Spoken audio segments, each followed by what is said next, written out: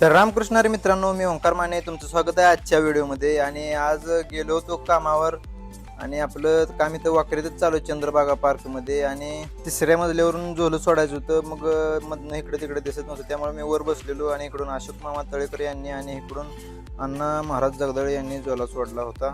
मग दुपारी जरा इकडे तिकडे करून जरा चहा पिऊन आलो, काम चालू केलं आणि नंतर 6 वाजता सुट्टी झाली. मग नंतर घरी गेलो. घरी न उरकून लगी दुसरं काम होतं, एक मठाचं रंगवायचं आपलं आलतं काम एक.